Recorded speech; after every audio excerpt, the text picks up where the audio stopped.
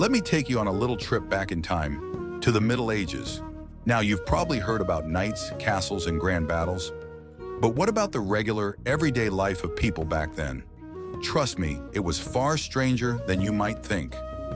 People in the Middle Ages had some pretty wild customs. So buckle up, because today, we're diving deep into some of the most bizarre and shocking traditions of that time. Ready? Let's get started. Imagine this. You're living in a small medieval village. Medical knowledge is, let's say, limited. You've been suffering from a terrible illness, maybe something like epilepsy. And guess what? Someone suggests that the best cure for your condition is drinking the blood of a recently executed criminal. Sounds insane, right? But back then, many believed that the blood of those who were hanged or executed had healing properties. They thought that drinking it could cure diseases, especially epilepsy. So after a public execution, people would rush to collect the blood, hoping it would heal them or ward off evil spirits. You can picture the scene, people crowding around, not in horror, but in desperate hope. Crazy? Maybe. But when you're living in a time where real medicine is scarce, people cling to whatever remedies they can find. But blood wasn't the only odd thing medieval folks turned to for help. They had some creative ways to boost their crops too. Now, the Middle Ages weren't just about weird healing methods. People also had some pretty unusual agricultural practices. Farming was tough back then. A bad harvest could mean the difference between life and death. So farmers turned to some interesting techniques to ensure their fields would be fertile. One such custom? Burying dead animals in the fields. Yep, that's right. Some medieval farmers believed that if they buried a dead animal, especially one that was sick or deformed, on their land, it would transfer its life force to the crops. They thought that by offering this sacrifice to the earth, they could improve their harvest. Imagine plowing a field and coming across your neighbor bearing an old cow, all to make the soil more fertile. It might sound strange to us now, but for them, it was a serious method of survival. And survival wasn't just about farming.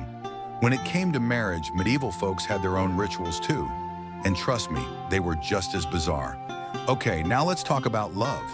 Or more specifically, how people in the Middle Ages believed they could boost their chances of finding a good husband or wife. One particularly quirky tradition involved throwing shoes. Yes, shoes. If a young woman was hoping to get married, she'd throw her shoe up onto the roof of her house. If it stayed up there, it was a good omen, meaning she'd soon find a husband. If it fell down, well, better luck next time. But that's not all. Some women also placed owl feathers in their homes as a sort of love charm. Owls were seen as mysterious and wise creatures, often linked to the supernatural. By placing an owl feather above their door, they believed they were inviting wisdom, protection, and luck into their home, especially when it came to marriage. It might sound strange now, but back then, they were doing everything they could to ensure their future happiness. However, love wasn't always enough to guarantee justice. When medieval society needed to determine guilt or innocence, they had some very questionable methods. Speaking of justice, let's move on to medieval law, because this is where things really get interesting. When someone was accused of a crime in the Middle Ages, they didn't always have a proper trial like we do today. Instead, they often turned to something called trial by ordeal, and one of the most common ordeals was the trial by water. Here's how it worked. If someone was accused of a crime, the villagers would tie their hands and feet and throw them into a river or pond. Now, if the person sank, it meant they were innocent, because the water had accepted them. If they floated, well, bad news, it meant they were guilty and they would likely be executed.